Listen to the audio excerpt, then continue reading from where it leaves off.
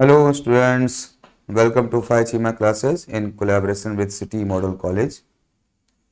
हम लोग DC circuit को स्टडी कर रहे थे, तो आज chapter 6 DC circuits and measurements में पार्ट 4 में हम लोग सबसे पहले व्हीटस्टोन ब्रिज को स्टडी करेंगे।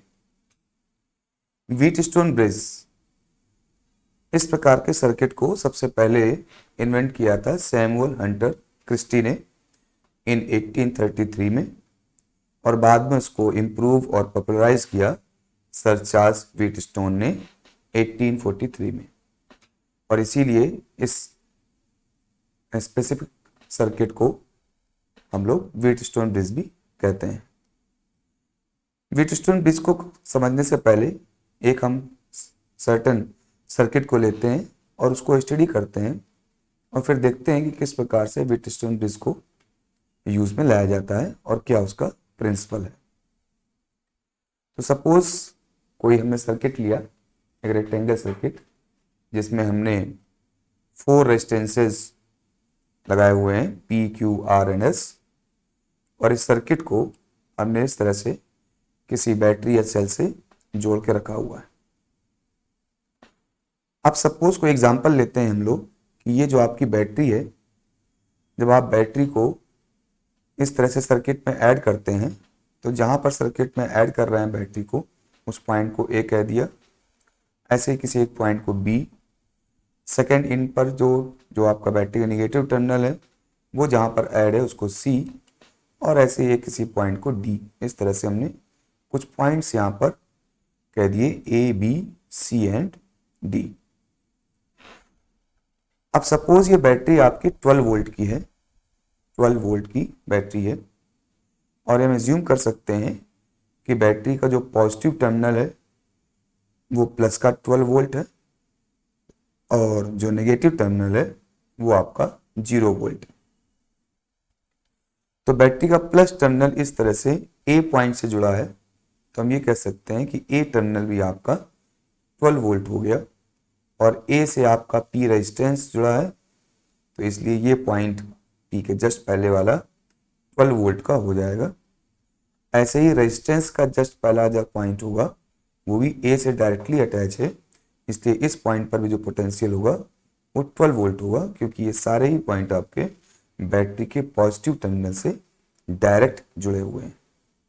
ऐसे ही बैटरी का नेगेटिव टर्मिनल जो 0 पोटेंशियल का कंसीडर किया है, उसको हम देखते हैं तो वो C से ऐड है, और C आपके S टर्मिनल S रेजिस्टेंस से ऐड है, तो यहाँ पर पोटेंशियल 0 होना चाहिए। ऐसे Q से ऐड है, तो यहाँ पर भी पोटेंशियल 0 होना चाहिए, क्योंकि ये आपके नेगेटिव टर्मिनल से ऐड है। अब हम देखते हैं कि सर्किट में किस तरह से करंट फ्लो हो रही है और किस प्रकार से रेजिस्टेंसेस के क्रॉस पोटेंशियल ड्रॉप हो रहा है, और डिफरेंट पॉइंट्स पर क्या पोटेंशियल रिमेनिंग है।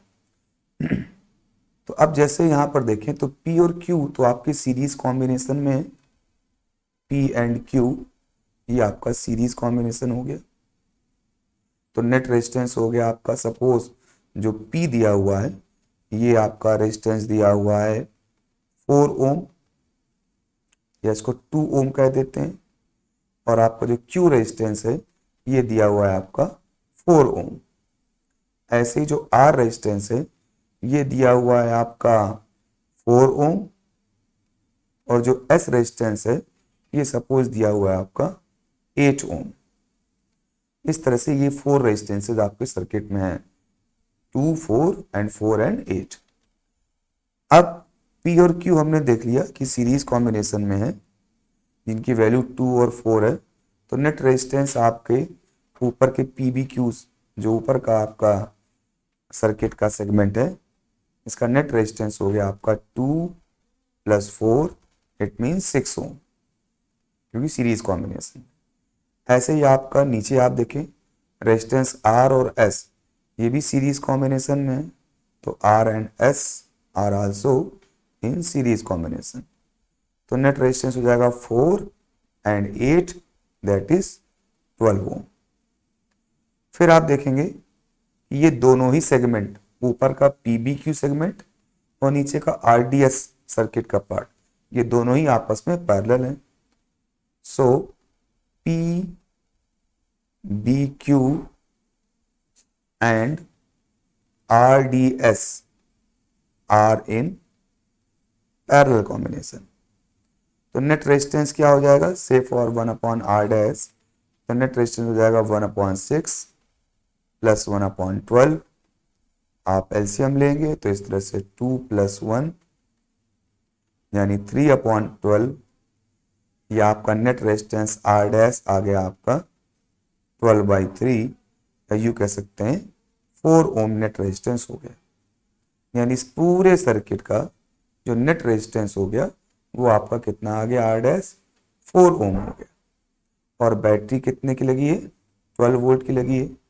तो सर्किट से जो करंट फ्लो होगी, यहाँ से जो बैटरी से करंट निकलेगी I, वो कितनी हो जाएगी, वो I = हो जाएगा net voltage upon net resistance.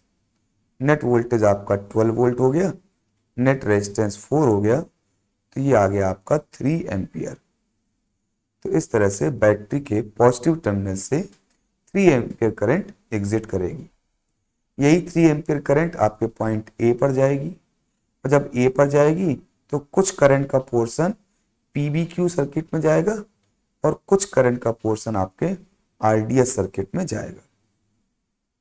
अब PBQ सर्किट में कितना जाएगा, तो आप देख चुके हैं कि PBQ सर्किट का नेट रेजिस्टेंस कितना है, 6 ओम है। तो वोल्टेज कितना है टोटल, आप यहां पर देखिए, इस तरफ 12 वोल्ट है और इस तरफ कितना है, 0 वोल्ट। तो total voltage across the circuit यहां पर कितना हो गया, आपका 12 वोल्ट हो गया। रेजिस्टेंस कितना है PBQ का टोटल, 6 ओम हो गया। तो इस तरह से जो करंट हो जाएगी, करंट इन PBQ सर्किट, इसको सपोज हम लोगों ने I1 कह दिया, क्या कह दिया, I1। तो I1 कितना हो जाएगा, वोल्टेज अक्रॉस द रेजिस्टेंस जो कि 12 है, रेजिस्टेंस अक्रॉस द कितना है, 6 है। तो कितनी करंट फ्लो हो जाएगी, 2 एम्पियर करंट फ्लो हो जाएगी। तो I1 आपकी आ गई 2 एम्पियर, तो ये आपकी 2 एम्पियर हो गई। ऐसे ही आप जो नीचे का सर्किट है RDS, उसमें करंट निकाल सकते हैं। तो करंट इन RDS सर्किट, इस करंट को हम लोगों ने I2 कह दिया, ये करंट I2 हो गई। और I2 = हो जाएगा फिर से पोटेंशियल इसके क्रॉस कितना है, यहां पर भी जो आप पोटेंशियल देखेंगे तो इस एज पे आपका 12 वोल्ट है, इस एज पे 0 वोल्ट है। तो टोटल डिफरेंस कितना हो गया, टोटल डिफरेंस 12 वोल्ट हो गया। तो वोल्टेज 12 और रेजिस्टेंस कितना है यहाँ पर, 8 और 4, रेजिस्टेंस भी 12 है। तो इस तरह से करंट कितनी हो गई आपकी, 1 एम्पियर हो गई। तो इस तरह से हमने देख लिया कि आपके डिफरेंट सेगमेंट में आपके सर्किट में कितनी करंट फ्लो हो रही है। टोटल करंट फ्लो हो रही है 3 एम्पियर, तो 3 एम्पियर टोटल करंट हो गई। ऊपर के सर्किट में 2 एम्पियर चली गई और रिमेनिंग आपकी करंट 1 एम्पियर नीचे के सर्किट RDS में चली गई। अब हम देखते हैं कुछ और चीजें यहाँ पर। तो अब हम रिजल्ट को अपने पास रखते हैं, बाकी चीजों को ओमिट करते हैं जिससे कि हम और चीजों को कर सकें।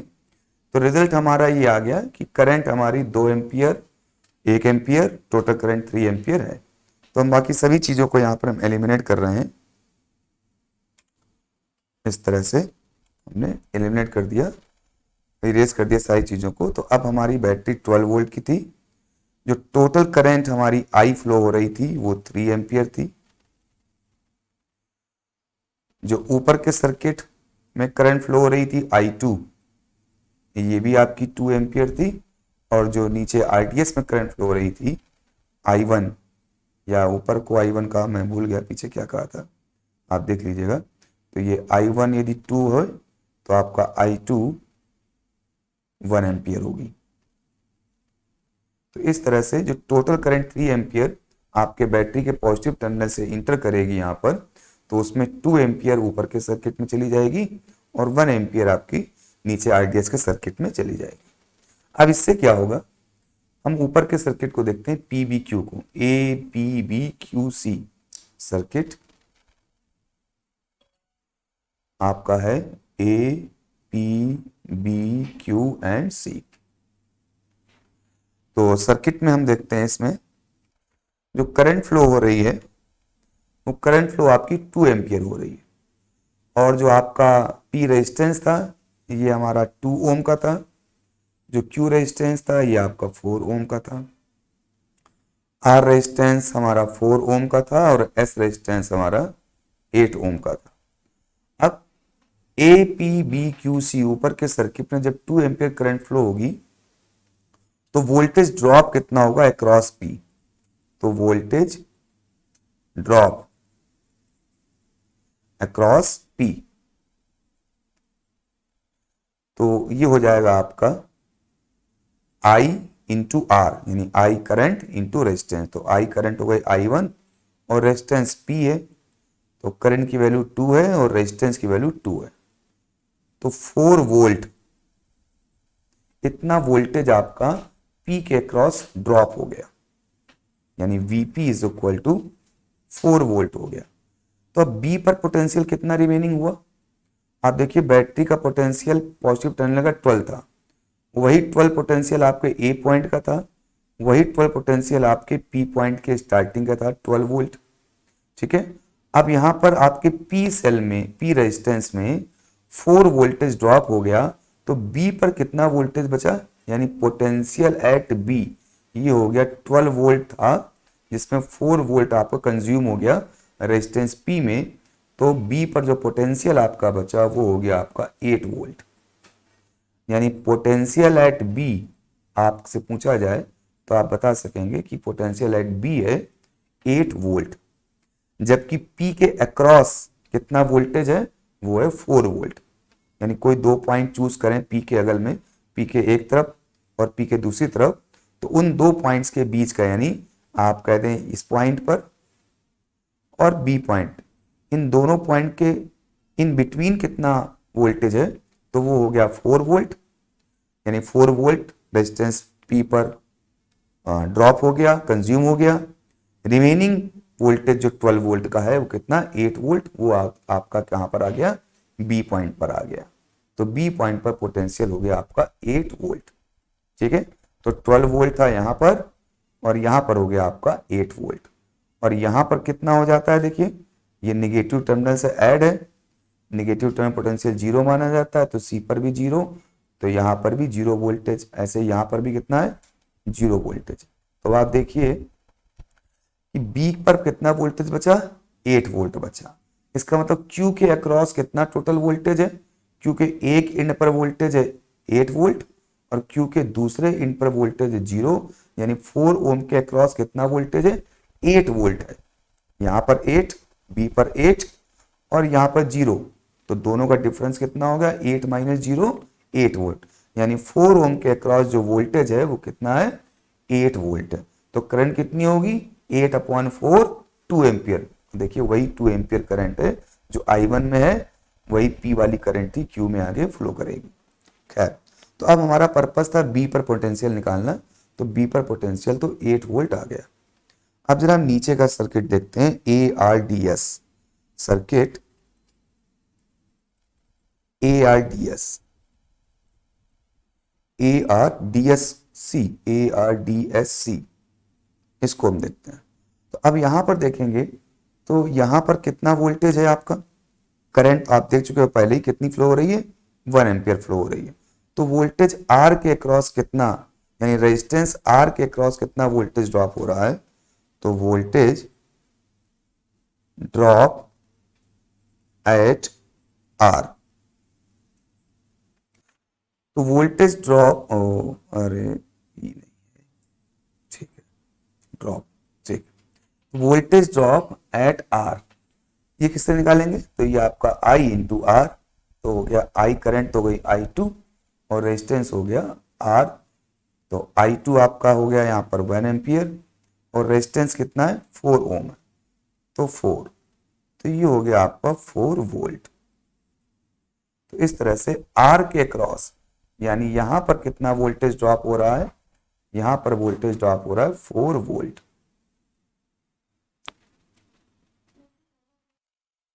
अब बात करते हैं डी पॉइंट के लिए। यहां पर आर के क्रॉस जो वोल्टेज ड्रॉप हो रहा है वो भी 4 वोल्ट हो रहा है, क्योंकि करंट यहां पर 1 एम्पियर है, रेजिस्टेंस 4 ओम है। तो आर रेजिस्टेंस के क्रॉस में जो वोल्टेज ड्रॉप हो रहा है 4 वोल्ट है, तो डी पर भी जो पोटेंशियल बचेगा V D, potential at D, वो कितना होगा? आप आर के स्टार्टिंग पॉइंट पर 12 वोल्ट था, 4 वोल्ट पोटेंशियल ड्रॉप हो गया, तो डी पर कितना बचा? 12 माइनस 4, 8 वोल्ट। तो इस तरह से आपके जो डी पॉइंट है उस पर भी जो पोटेंशियल रिमेनिंग है वो भी आपका 8 वोल्ट हो गया। और जो एस रेजिस्टेंस है, एस के क्रॉस कितना पोटेंशियल हो गया? तो पॉइंट डी पर पोटेंशियल है 8 वोल्ट, रेजिस्टेंस के इस तरफ पोटेंशियल है 0 वोल्ट, तो इन बिटवीन डी और पॉइंट पे कितना हो गया? यानी इस रेजिस्टेंस एस के क्रॉस में कितना वोल्टेज हो गया? 8 वोल्ट हो गया। तो यहां पर हमने दो चीजें देख ली कि बी पॉइंट पर और डी पॉइंट पर पोटेंशियल आपका आ रहा है 8 वोल्ट। अब इससे हम और क्या चीज देखेंगे, उसके पहले थोड़ा सा हम इसको फिर से रफ करेंगे। ठीक है, तो बी और डी पॉइंट पर आपका पोटेंशियल 8 वोल्ट है। अब यदि यहां पर हम कोई रेजिस्टेंस लगा दें इस तरह से, ऐसे कोई भी रेजिस्टेंस लगा दें, किसी भी वैल्यू को लगा दें, तो हम देखेंगे इस रेजिस्टेंस के दोनों पॉइंट पर, दोनों एजेस पर सेम पोटेंशियल है। इस तरफ भी 8 वोल्ट है और इस तरफ भी 8 वोल्ट है, यानी इस रेजिस्टेंस में कोई करंट फ्लो नहीं करेगी। कोई करंट फ्लो करती है हायर पोटेंशियल से लोअर पोटेंशियल की तरफ। और यहां पर बी और डी पॉइंट दोनों सेम पोटेंशियल हैं, VB is equal to VD। So no current flows through the circuit, आपका resistance R, I is equal to 0। कहां पर? इस रेजिस्टेंस में। और जिस रेजिस्टेंस में करंट फ्लो नहीं करती उस रेजिस्टेंस का कोई मीनिंग सर्किट में नहीं होता। तो अब इस तरह से कोई भी सर्किट दिया हो जिसमें आपके 4 रेजिस्टेंस लगे हों और उसके बीच में कोई एक और रेजिस्टेंस लगा हो, तो ये वाला रेजिस्टेंस मीनिंगलेस होता है यदि आपकी वहां पर करंट 0 हो। और करंट 0 कब होगी? जब आपके उसके एजेस का जो पोटेंशियल होगा वो आपका सेम होगा। और सेम पोटेंशियल का मतलब क्या हो गया कि P के क्रॉस जो पोटेंशियल ड्रॉप हो रहा था वो भी 4 था, और R के क्रॉस जो पोटेंशियल ड्रॉप हो रहा था वो भी 4 था। यानी ये कह सकते हैं कि I1 इंटू P, I1, ये I1 और P, यही I इंटू R, आपका रेजिस्टेंस 2 और इसका रेजिस्टेंस 2 ओम, करंट आपकी 2 एम्पियर, 2 इंटू 2 4 वोल्टेज ड्रॉप हो रहा था, यानी I1P 4 वोल्ट था। और इसी तरह से यहां I2R भी आपका 4 वोल्ट था, या ये कहें कि I1P is equal to I2R था। कब? जबकि आपके B और D पे पोटेंशियल सेम है, यानी इसके बीच में कोई रेजिस्टेंस है, उसमें कोई करंट फ्लो नहीं हो रही। ऐसा तभी होता है जब I1P और I2R आपस में इक्वल होते हैं। और इस समय Q और S के क्रॉस पोटेंशियल आपका सेम है, 8 वोल्ट है, और Q के क्रॉस पोटेंशियल का मतलब हो गया I1Q, और S के क्रॉस का पोटेंशियल हो गया I2S। ये भी कितना है? ये भी 8 वोल्ट है। ये आपके 4 वोल्ट थे I1P I2R, और I1Q I2S 8 वोल्ट है। जब कभी ये कंडीशन होगी कि रेजिस्टेंसेस के क्रॉस का पोटेंशियल अपने एडजेसेंट रेजिस्टेंस के क्रॉस के पोटेंशियल के इक्वल होगा, I1P इक्वल टू I2R है, I1Q is equal to I2S है, तो इस कंडीशन में जो बीच में लगा रेजिस्टेंस होता है उसमें कोई करंट फ्लो नहीं होती, यानी ये रेजिस्टेंस आपका कोई यूजफुल नहीं होता, मीनिंगलेस होता है। इसको आप इमिट कर सकते हैं, हटा सकते हैं।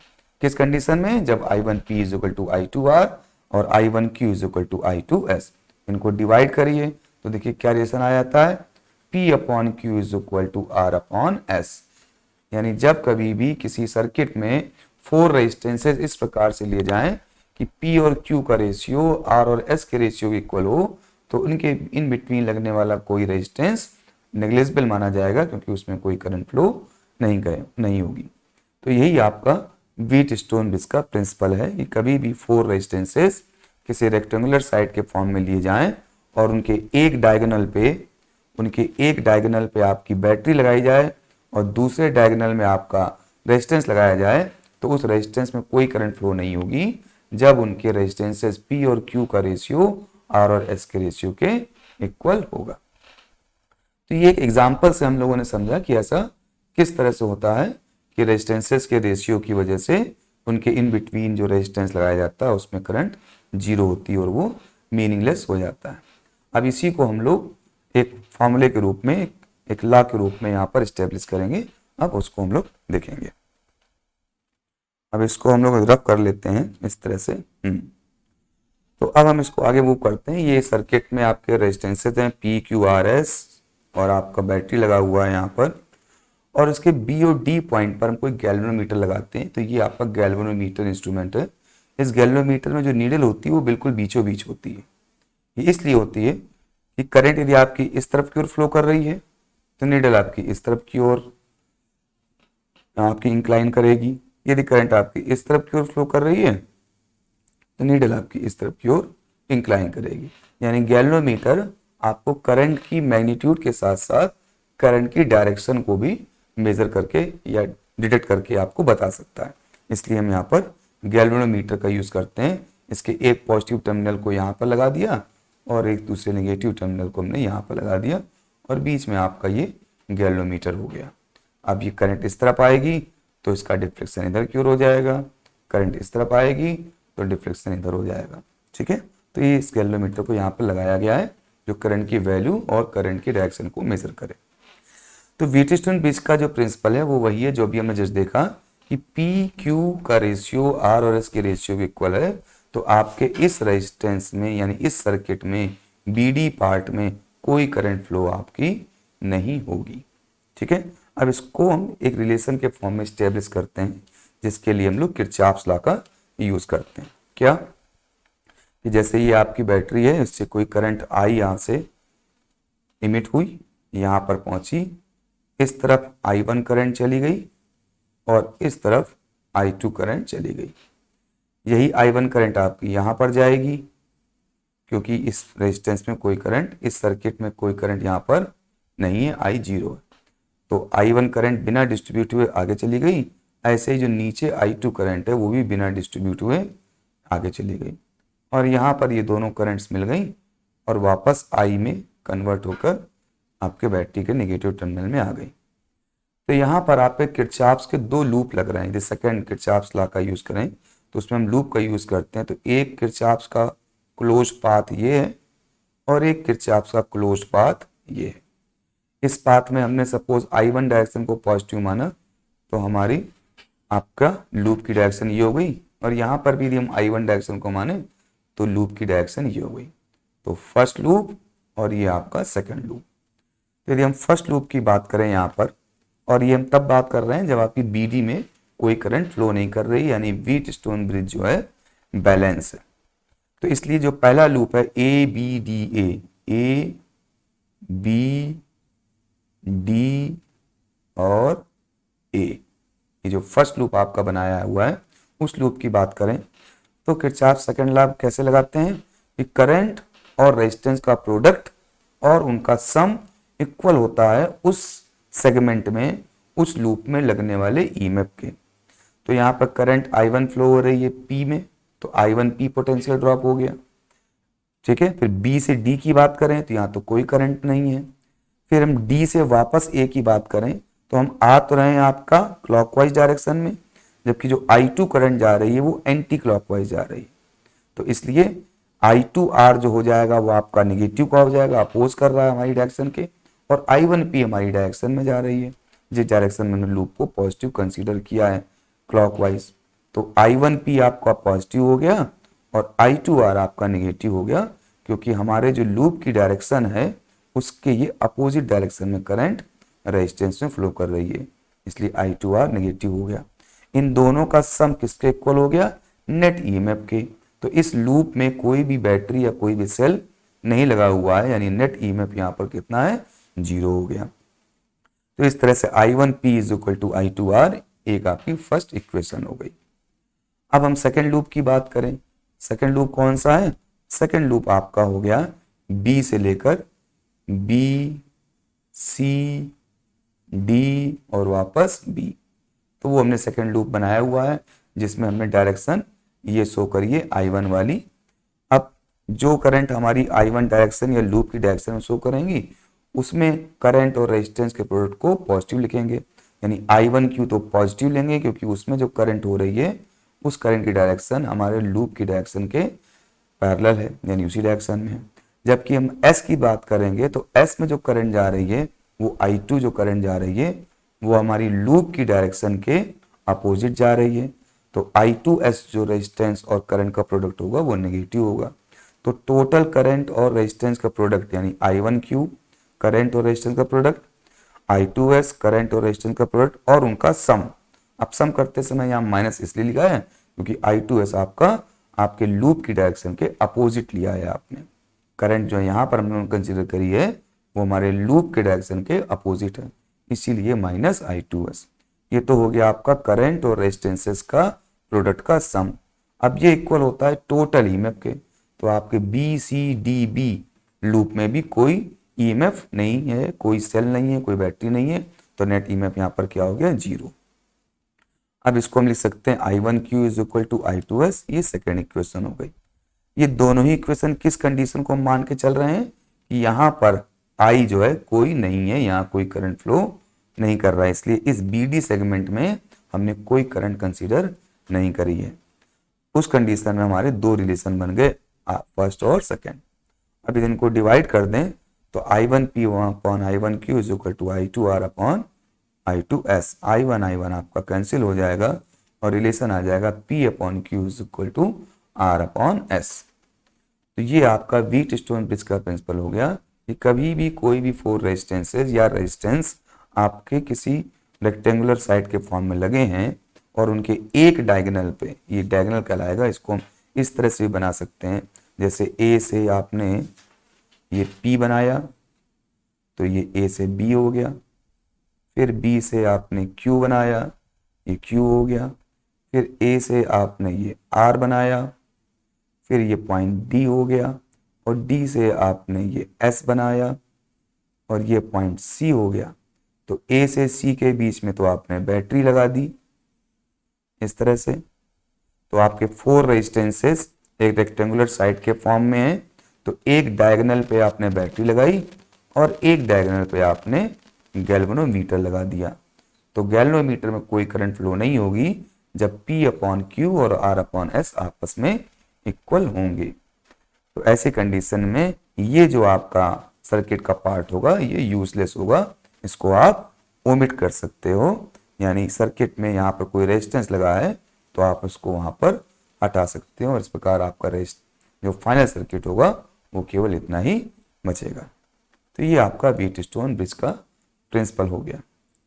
तो आज के लिए इतना ही। नेक्स्ट टर्न पे कुछ इसी से रिलेटेड चीज़ों को पढ़ेंगे, वो मीटर ब्रिज पढ़ेंगे, देन उसके बाद पोटेंशियोमीटर को स्टडी करेंगे। तब तक के लिए bye bye and take care.